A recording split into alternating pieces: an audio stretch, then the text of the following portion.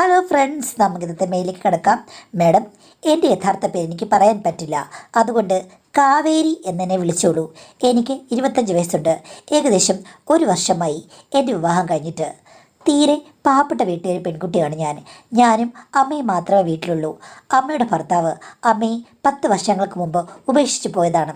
അച്ഛൻ ഇടയ്ക്കൊക്കെ വല്ലപ്പോഴും വരുമായിരുന്നു, അത്രയേ ഉള്ളൂ. ബാക്കി അമ്മ ഞങ്ങളുടെ അടുത്തുള്ള ഒരു ടൈലറിംഗ് ഷോപ്പിൽ ജോലി ചെയ്താണ് എന്നെ വളർത്തിയത്. പിന്നീട് അവർക്ക് കുട്ടികളൊന്നും ഉണ്ടായില്ല. അമ്മയ്ക്ക് വീണ്ടും ഒരു കല്യാണം കഴിക്കാൻ താല്പര്യമില്ലായിരുന്നു. എന്നെ എങ്ങനെയെങ്കിലും നല്ലൊരിടത്തേക്ക് കല്യാണം കഴിച്ചു വേണം എന്ന് മാത്രമായിരുന്നു. പക്ഷേ മാഡം, എനിക്കും ജോലിയൊന്നും കിട്ടിയില്ല. ഒരു കടയിലാണ് ഞാൻ നിന്നിരുന്നത്. പക്ഷേ സൗന്ദര്യമുള്ളത് കൊണ്ട് വിവാഹ വാഗ്ദാനങ്ങൾ ഒത്തിരി ഉണ്ടായിരുന്നു. പക്ഷേ അടുത്ത് കഴിയുമ്പോൾ നമുക്ക് മനസ്സിലാകും അവർക്ക് വിവാഹമല്ല വേണ്ടത്, മറ്റു പലതുമാണെന്ന്. അമ്മ എന്നോട് പലപ്പോഴും പറഞ്ഞു തന്നിരുന്നു. അമ്മയ്ക്കും യൗവനം തിളച്ചു നിൽക്കുകയാണ്, കാണാൻ സുന്ദരിയാണ്. പല ആൾക്കാരും വട്ടമിട്ട് പറക്കുന്നുണ്ട്. എന്നെ ഓർത്ത് മാത്രമാണ് അമ്മ കല്യാണം കഴിക്കാതിരിക്കുന്നതെന്ന് അമ്മ പറയും. പക്ഷേ ഏകദേശം 2-3 വർഷത്തിന് മുമ്പ് അമ്മ ഒരാളുമായി പരിചയത്തിലായി. അങ്ങരുടെ ഭാര്യ മരിച്ചു പോയതാണ്. ഒരു പെൺകുട്ടിയുണ്ട്. ആ പെൺകുട്ടിയുടെ വിവാഹം കഴിഞ്ഞതാണ്. അപ്പോൾ അമ്മ അയാളെ കല്യാണം കഴിക്കണമെന്ന് ആഗ്രഹിച്ചു. പക്ഷേ എന്നോട് പറഞ്ഞില്ല. എങ്കിലും ഒരു വ്യക്തി അടുത്ത് വന്നിട്ടുണ്ടെന്ന് പറഞ്ഞു. അമ്മയുടെ അയാളോടുള്ള സ്നേഹവും ബഹുമാനവും കണ്ടു കഴിഞ്ഞപ്പോഴേക്കും ഞാൻ അയാളുമായിട്ട് സംസാരിച്ചു. അയാൾ എന്നെ മോളെ എന്ന് വിളിച്ച് വളരെ വാത്സല്യത്തോടു കൂടിയാണ് സംസാരിച്ചത്. ഒരച്ഛൻ്റെ സ്നേഹം ഞാൻ അറിഞ്ഞിട്ടില്ലല്ലോ. അതുകൊണ്ട് ഞാൻ പറഞ്ഞു, അമ്മേ ശരി, അമ്മയ്ക്ക് കല്യാണം കഴിക്കാൻ ഒരു പ്രശ്നമില്ലല്ലോ, കല്യാണം കഴിച്ചോളൂ എന്ന് പറഞ്ഞു. അങ്ങനെയാണ് കല്യാണം കഴിച്ചത്. അത് കഴിഞ്ഞ് അയാൾ ഇവിടെ വന്നാണ് താമസിച്ചത്. ഞങ്ങൾ 3 പേരും കൂടി താമസിച്ചു. പക്ഷേ ആ സമയത്ത് എൻ്റെ വിവാഹാലോചനകളൊക്കെ നടക്കുന്നുണ്ടായിരുന്നു.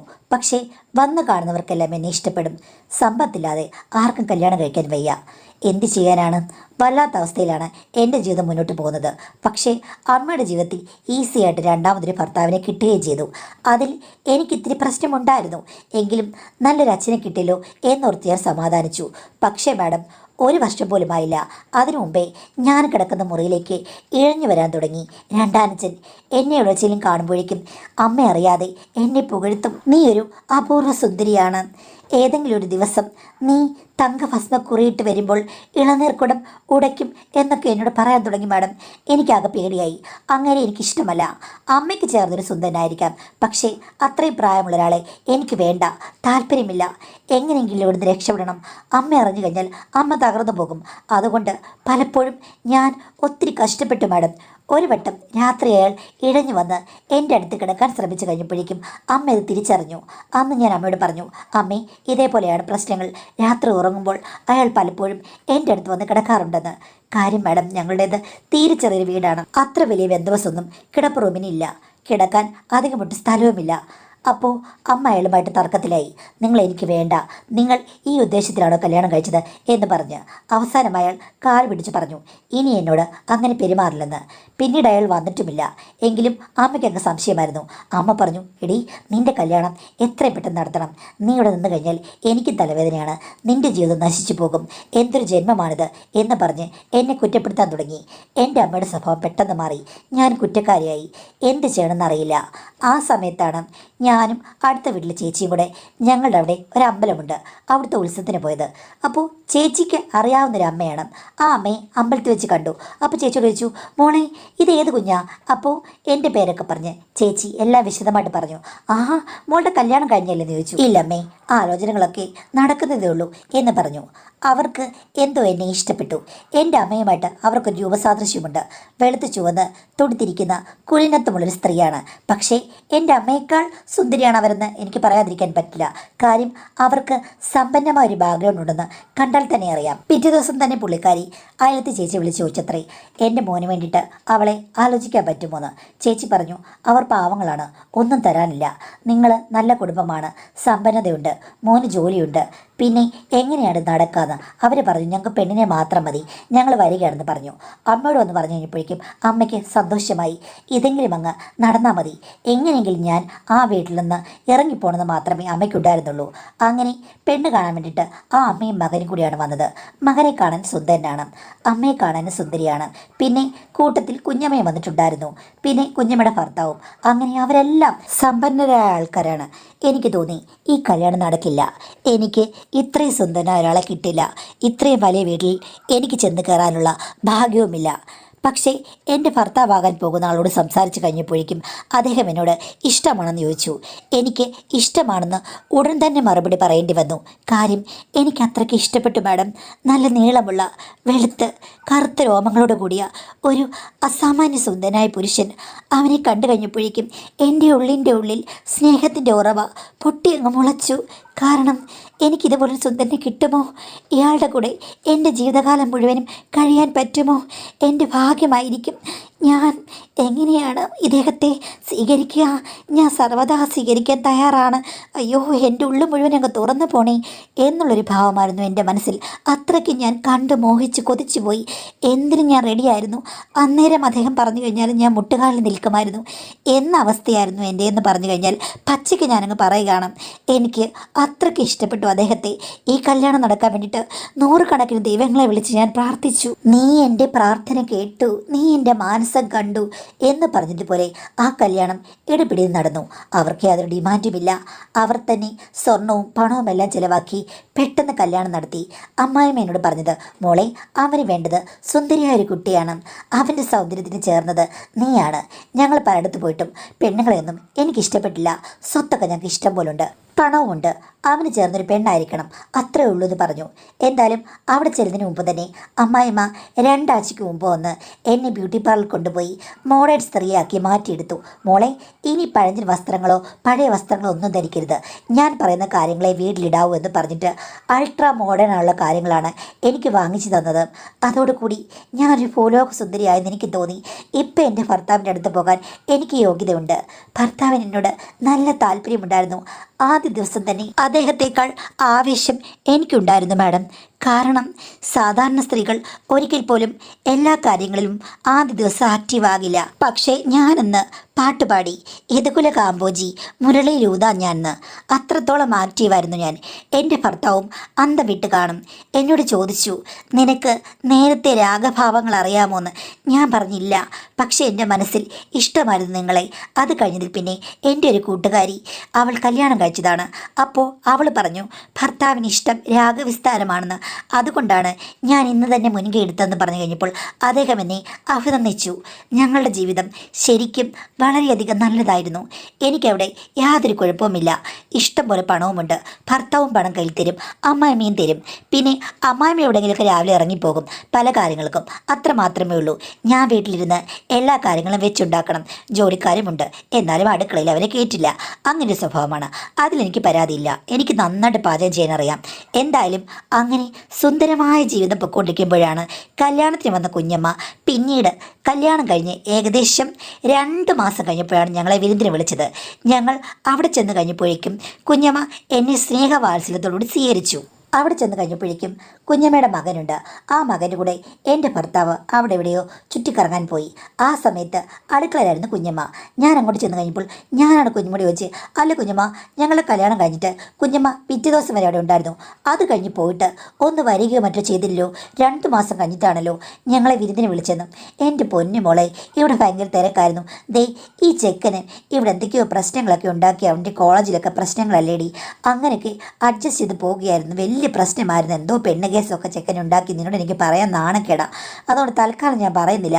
അങ്ങനെ ടെൻഷൻ ഇരുന്നുകൊണ്ടാണ് നിന്നെ ഞാൻ വിളിക്കാഞ്ഞത് എൻ്റെ പൊന്നുമോളെ. അപ്പോൾ ഞാനത് കൺവിൻസായി. ഇത്തിരി കഴിഞ്ഞപ്പോൾ കുഞ്ഞമ്മേനോട് വെച്ചു, അല്ല നിൻ്റെ അമ്മായിയമ്മ എങ്ങനെയുണ്ട്? കുഞ്ഞമ്മ എന്താ അങ്ങനെ ചോദിച്ചത്? കുഞ്ഞമ്മയുടെ ചേച്ചിയല്ലേ, അടിപൊളിയല്ലേ എന്ന് പറഞ്ഞു. അപ്പോൾ കുഞ്ഞമ്മ എന്നോട് പറഞ്ഞു, എൻ്റെ ചേച്ചിയൊക്കെ തന്നെയാണ്, പക്ഷേ നീ സൂക്ഷിക്കണം എന്ന് പറഞ്ഞു. ഞാൻ ചോദിച്ചു, എന്താ, എന്തെങ്കിലും ദുസ്വഭാവം എൻ്റെ അമ്മായിമ്മയ്ക്കുണ്ടോ? ഓ, ദുസ്വഭാവം ഒന്നുമില്ല, പക്ഷേ നീ ചിലപ്പോൾ അരുതാത്ത ചില കാര്യങ്ങൾ കാണേണ്ടി വരും. പിന്നെ എൻ്റെ ചേച്ചിയുടെ സ്വഭാവം എനിക്ക് നന്നായിട്ട് അറിയാമല്ലോ. സത്യം പറഞ്ഞാൽ ഈ കല്യാണത്തിന് എനിക്കൊരു താല്പര്യമില്ലായിരുന്നു. അതെന്താ കുഞ്ഞമ്മ അങ്ങനെ പറഞ്ഞത്? ഞാൻ ഒരു പാവപ്പെട്ട വീട്ടിലെ പെൺകുട്ടി ആയതുകൊണ്ടാണോ? അതല്ലടി, നിന്നെ ഈ വലയിൽ ചാടിക്കാൻ എനിക്ക് യാതൊരു താല്പര്യമില്ലായിരുന്നു. നീ ഒരു പാവമാണ്. ഒരു കണക്കിന് നോക്കിക്കഴിഞ്ഞാൽ എത്രയോ പണക്കാരി പെണ്ണുങ്ങളെ അവന് കിട്ടുമായിരുന്നു. പക്ഷേ എന്തുകൊണ്ടാണ് നിന്നെ അവർ അമ്പലത്തിൽ വെച്ച് കണ്ട് അങ്ങോട്ട് വന്ന് ഈ കല്യാണം നടത്തിയെന്ന് നിനക്കറിയാമോ?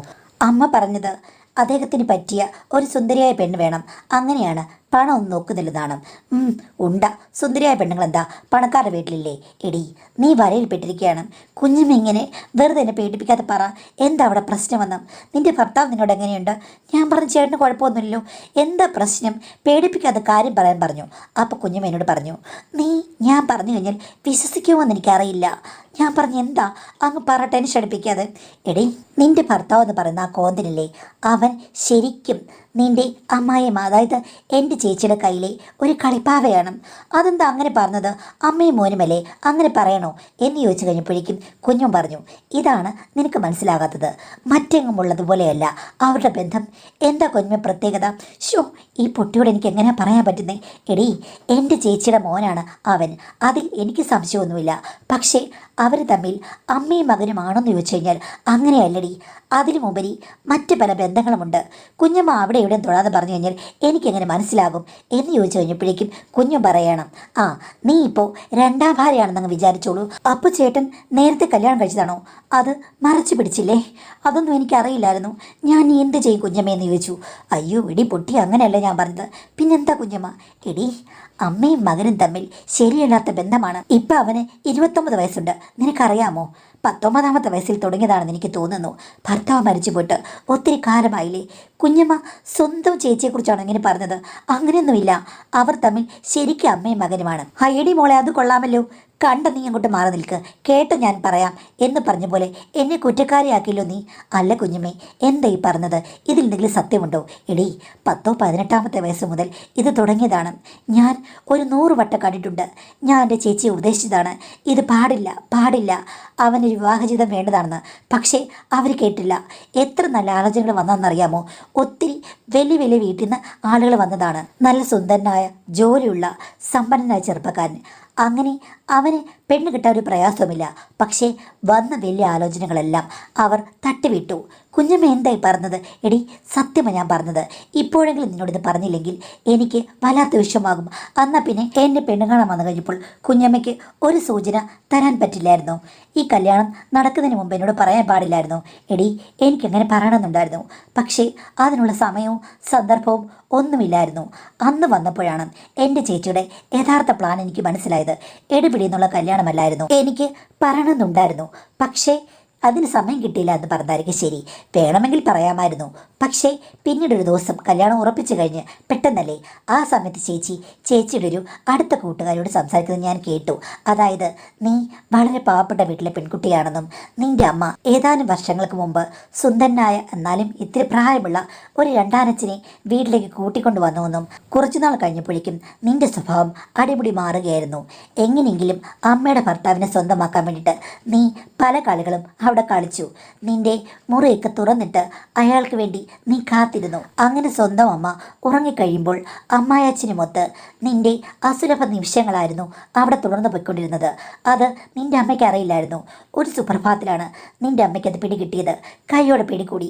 ആ സമയത്ത് എന്ത് ചെയ്യണമെന്ന് അവർക്ക് അറിയില്ലായിരുന്നു. അവർക്ക് മനസ്സിലായി സ്വന്തം മോള് തന്നെയാണ് സ്വന്തം ജീവിതത്തിൻ്റെ തകർച്ചയ്ക്കുള്ള കാരണക്കാരി. അവൾ ഇങ്ങനെ നിൽക്കുകയാണ് ഏതെങ്കിലും ഒരു കൊമ്പിൽ ചാടിക്കയറാൻ വേണ്ടിയിട്ട്. അമ്മയ്ക്ക് ഒരു ദിവസവും ഉറക്കമില്ലാതായി. സ്വന്തം ഭർത്താവിനെ സ്വന്തം മകൾ തട്ടിയെടുക്കുമെന്ന് പേടിച്ചു. എങ്ങനെയെങ്കിലും അവളുടെ കല്യാണം നടത്തി അവളെ ഇവിടുന്ന് ഇറക്കി വിടണം, എങ്കിൽ മാത്രമേ അമ്മയുടെ താലിച്ചരട് സംരക്ഷിക്കാൻ പറ്റുമെന്ന് ആ സ്ത്രീ ദുഃഖത്തോടിരുന്നപ്പോഴാണ് ഈ ഒരു ആലോചന വന്നത്. നിന്നെ അമ്പലത്തിൽ വെച്ച് കണ്ടു കഴിഞ്ഞപ്പോഴേക്കും നിങ്ങളുടെ വീട്ടിലെ അടുത്ത ചേച്ചിയോട് വിവാഹാലോചനയുടെ കാര്യം ജസ്റ്റ് ഒന്ന് ചോദിച്ചു, കാണാൻ സുന്ദരിയാണല്ലോ എന്ന് വെച്ച്. അപ്പോൾ അപ്പുറത്തെ ചേച്ചി നിന്റെ ഗുണവധികാരമെല്ലാം അമ്മായിമ്മയോട് പറഞ്ഞു. അങ്ങനെ പുള്ളിക്കാരിക്ക് മനസ്സിലായി പുള്ളിക്കാരുടെ ടാർജറ്റിന് പറ്റിയൊരുത്തിയാണ് നീ. കാര്യം സ്വന്തം രണ്ടാനച്ഛൻ്റെ കൂടെ ആയിരുന്നില്ലോ നീ ആടിപ്പാടി സ്വന്തം അമ്മയെ വഞ്ചിച്ചവിടെ കഴിഞ്ഞത്. അങ്ങനെയുള്ള നിന്നെ സ്വന്തം മകന് വേണ്ടി ഒന്ന് ആലോചിച്ച് കഴിഞ്ഞാൽ വീട്ടിലിനി അസ്വാഭാവികമായ കാര്യങ്ങൾ കണ്ടാലും കേട്ടാലുമൊക്കെ നീ അങ്ങ് അടങ്ങി ജീവിച്ചോളും. അതുകൊണ്ടാണ് നിന്നെ കല്യാണം കഴിക്കാൻ വേണ്ടി തിരഞ്ഞെടുത്തെന്നാണ് നിന്റെ അമ്മായിമ്മ സ്വന്തം കൂട്ടുകാരോട് പറഞ്ഞത്. അത് കേട്ട് കഴിഞ്ഞപ്പോൾ ഞാൻ ഓർത്തു, കൊള്ളാം, അമ്മായിമ്മ ഈ ടൈപ്പ്, മോളും ഈ ടൈപ്പ്, അങ്ങനെയാകുമ്പോൾ കുഴപ്പമില്ല. ഇനിയിപ്പോൾ ഭാവിയിൽ സ്വന്തം ഭർത്താവ് ഭർത്താവ് അമ്മയുമായിട്ട് അങ്ങോട്ടോ ഇങ്ങോട്ടൊന്നും പോകുന്നത് കണ്ടു കഴിഞ്ഞാൽ നീ അങ്ങ് സഹിക്കും എന്ന് വിചാരിച്ചു മോളെ.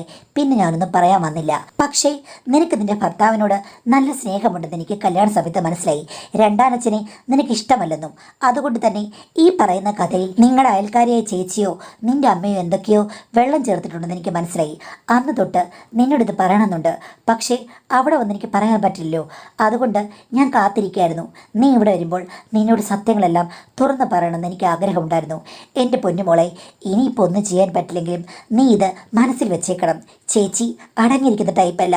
അങ്ങനെ വളരെ നല്ല തന്മയത്തമായിട്ട് പെരുമാറും. സുന്ദരിയാണ്, സുമുഖിയാണ്, ശാലിനിയാണെന്നൊക്കെ പറഞ്ഞ്. പക്ഷേ ഇതിനിടയ്ക്ക് അവർ വേണമെന്നുണ്ടെങ്കിൽ കൊമ്പ് ഓടിച്ചോണ്ട് പോകും. മോൾക്ക് കയറിയിരിക്കാനുള്ള കൊമ്പ് എന്നേക്കുമായി നഷ്ടമാകുകയും ചെയ്യും. അതുകൊണ്ട് ശ്രദ്ധിക്കണം. ഇത് കുഞ്ഞമ്മ തരുന്നൊരു വാണിംഗ് ആണ് എന്ന് കുഞ്ഞമ്മേനോട് പറഞ്ഞു. ഞാനിതെല്ലാം കേട്ട് പൊട്ടിക്കരഞ്ഞു പോയി. മാഡം, എന്നെക്കുറിച്ച് എന്തൊക്കെ ആരോപണങ്ങളാണ് പറഞ്ഞിരിക്കുന്നത്? നാട്ടിൽ ആ ചേച്ചി പറഞ്ഞത് നാട്ടുകാരുടെ അഭിപ്രായമാണോ അതോ എൻ്റെ അമ്മ പുറത്തുവിട്ട കഥയാണോ? എനിക്കൊന്നും അറിയില്ല. ഇങ്ങനെയൊക്കെയുള്ള കഥകൾ നാട്ടിലും ബന്ധുക്കൾക്കിടയിലും പാട്ടാണെന്നൊന്നും എനിക്കറിയില്ലായിരുന്നു മാഡം. എൻ്റെ സ്വകാര്യമായ ജീവിതത്തിൽ നടന്ന സ്വകാര്യമായ പ്രശ്നമാണെന്നാണ് ഞാൻ വിചാരിച്ചത്. പക്ഷേ അങ്ങനെയല്ല. ഇത് നാട്ടുകാർ മുഴുവനും മറ്റു രീതിയിൽ സംസാരിക്കുന്നതാണെന്ന് എനിക്ക് അന്നാണ് മനസ്സിലായത്. എന്ത് ചെയ്യണമെന്നറിയില്ല. ഞാൻ കുഞ്ഞുമ്മയോട് പറഞ്ഞു, അങ്ങനെയൊന്നുമില്ല, അയാളെ എനിക്കിഷ്ടമല്ല. അയാൾ എൻ്റെ അടുത്ത് വന്നു എന്നുള്ളത് ശരിയാണ്. ഞാൻ അയാളെ ഓടിച്ചു വിടുകയായിരുന്നു. എനിക്ക് അമ്മയെ വഞ്ചിക്കണമെന്നില്ല. ഞാനൊരു കന്നി പെണ്ണാണ്. എല്ലാം കന്നിയായിട്ടാണ് ഞാൻ ഭർത്താവിൻ്റെ മുറിയിലേക്ക് കയറിയത് എന്ന് പറഞ്ഞ് ഞാൻ കരഞ്ഞു കഴിഞ്ഞപ്പോഴേക്ക് കുഞ്ഞു പറഞ്ഞു, മോളെ, നീ കന്നിയാണെങ്കിലും തുലാമാണെങ്കിലും ഇവിടെ ആർക്കും ഒന്നുമില്ല. എന്തായാലും നിന്റെ ഭർത്താവ് കന്നിയുമല്ല മേടവുമല്ല. അതുകൊണ്ട് നീ അതിനെക്കുറിച്ച് ഓർത്ത് ദുഃഖിക്കേണ്ട കാര്യമില്ല. എന്തായാലും കല്യാണം കഴിഞ്ഞല്ലോ. ഇനിയിപ്പോൾ നീ എല്ലാം അങ്ങ് സഹിക്കണം. അരുതാത്തത് എന്തെങ്കിലും കണ്ടു കഴിഞ്ഞാൽ നീ അങ്ങ് കണ്ണടച്ചാൽ മതി മോളെ. കാര്യം നിനക്കിനി ഈ വിവാഹബന്ധം നിർത്തിക്കഴിഞ്ഞ് നിന്റെ വീട്ടിലേക്ക് പോയാലും നിന്റെ രണ്ടാനച്ഛനോ നിന്റെ അമ്മായിമ്മയോ ഒന്നും സ്വീകരിക്കില്ലല്ലോ. ചേച്ചിയുടെ ലക്ഷ്യവും അതാണ്. നിനക്ക് എങ്ങും പോകാൻ ഇടം കാണരുത്. അവരുടെ പിന്നെ നീ പതുക്കെ അംഗീകരിക്കുകയും ചെയ്യണം. ഇപ്പോൾ ചേച്ചി പതുങ്ങിയിരിക്കുകയാണ്. ഇനി അവർ വെളിയിൽ ചാടും. ആ സമയത്ത് നിനക്ക് ഞാൻ പറഞ്ഞ സത്യങ്ങളെല്ലാം മനസ്സിലാകും. എന്തായാലും മനസ്സിൽ വെച്ചേക്കുക. നിന്നോട് ഞാൻ ഉൾപ്പെടെ കാണിച്ചത് വഞ്ചനയാണ്. എന്നാലും എനിക്ക് നിന്റെ പാവത്തെ പിന്നീട് മനസ്സിലായി കഴിഞ്ഞപ്പോൾ പറയാതിരിക്കാൻ പറ്റില്ല മോളെ എന്ന് പറഞ്ഞിട്ട് കുഞ്ഞമ്മയെ എന്നെ കെട്ടിപ്പിടിച്ച് പൊട്ടിക്കരഞ്ഞു. ഞാനും കരഞ്ഞുപോയി. അവസാനം കുഞ്ഞും പറഞ്ഞു, ഇത് മോളുടെ മനസ്സിലേ ഇരിക്കാവൂ. ഇത് ക്വസ്റ്റ്യൻ ചെയ്യാൻ പോകരുത്. മോൾ ഉള്ള സൗകര്യത്തിൽ അവിടെ ജീവിക്കണം. മനസ്സിൽ വെച്ചേക്കണം. അവർ തമ്മിലുള്ള സമാഗമത്തിന് ഒരിക്കലും മോൾ സമ്മതിക്കരുത്. അതിനുവേണ്ടി സ്വന്തം ഭർത്താവിനോട് നല്ല സ്നേഹം കാണിക്കണം. ചുരുക്കം പറഞ്ഞു കഴിഞ്ഞാൽ നീ അവനെ ചരടിൽ കെട്ടിയിടണം. ഒരു നിമിഷം പോലും അവന് പഴയ രീതിയിലേക്ക് തിരിച്ചു പോകാൻ തോന്നരുത്. അതിലും നല്ല രീതിയിലുള്ള നർത്തന പ്രകടനങ്ങൾ കൊണ്ട് നീ ഭർത്താവിനെ വരുതിലാക്കണം. ഞാൻ ഈ കഥ പറഞ്ഞത് കേട്ട് നീ ഞെട്ടി സ്വന്തം ഭർത്താവിനോട് എന്തെങ്കിലും വെറുപ്പ് കാണിക്കാൻ പോകരുത്. നീ മിടുക്കിയാണെങ്കിൽ അവനെ നിന്റെ വലയിലാക്കി വീഴ്ത്തും. അത്രയേ ഉള്ളൂ. നിന്റെ അമ്മായിയമ്മയോടും നീ ഒരിക്കലും ദേഷ്യപ്പെട്ടോ ഇതറിഞ്ഞതായിട്ടോ ഭാവിക്കരുത്. അതല്ലാതെ നീ നിന്റെ ഭർത്താവിനെ മുറുക്ക പിടിച്ച് ആ ബന്ധം അറ്റുപോയിപ്പിക്കണം. നീയാണ് ഏറ്റവും മികച്ചതെന്ന് അവന് തോന്നണം. നിന്റെ അടുത്തേക്ക് അവൻ എപ്പോഴും വരണം. ഓടി ഓടി വരണം. നീ അവനെ എപ്പോഴും സ്വന്തമായി നിർത്തണം. ഒരിക്കൽ പോലും അവർക്കൊരവസരം കൊടുക്കരുത്. അതിനുവേണ്ടിയാണ് കുഞ്ഞമ്മ പറഞ്ഞത്. വേറൊന്നുമില്ല. മോള് നോക്കിക്കണ്ട് പെരുമാറണമെന്ന് പറഞ്ഞു. അന്നേരം എനിക്ക് ഒത്തിരി ദുഃഖമുണ്ടായിരുന്നു. പിന്നീട് അവർ കുറേ ഉപദേശിച്ച് കഴിഞ്ഞപ്പോഴേക്കും ഭർത്താവ് വന്നു കഴിഞ്ഞപ്പോൾ എൻ്റെ മനനില ശരിയായി. ഞാൻ അഡ്ജസ്റ്റ് ചെയ്തതിൽ ജീവിക്കാൻ പറ്റുമെന്നുള്ളത് എനിക്ക് മനസ്സിലായി മാഡം. ഞാൻ ഒന്നും പറഞ്ഞില്ല. എല്ലാം മനസ്സിൽ വെച്ചുകൊണ്ട് എൻ്റെ ഭർത്താവിനോട് കൂടുതൽ കൂടുതൽ ആക്റ്റീവായി സ്നേഹം കൊടുക്കാൻ തുടങ്ങി. അദ്ദേഹം എന്ത് പറഞ്ഞാലും ഞാൻ അനുസരിക്കും. ഇനി പുതുമയുള്ള കാര്യങ്ങൾ മുന്നോട്ട് കൊണ്ടുവരാൻ എനിക്ക് ഒത്തിരി താല്പര്യമാണ്. അതുമാത്രമല്ല, അമ്മയും മകനും കൂടി അവിടെ ഒറ്റയ്ക്ക് കഴിയാനുള്ള സാഹചര്യങ്ങളൊക്കെ ഞാൻ ഒഴിവാക്കി മുന്നോട്ട് പോയി.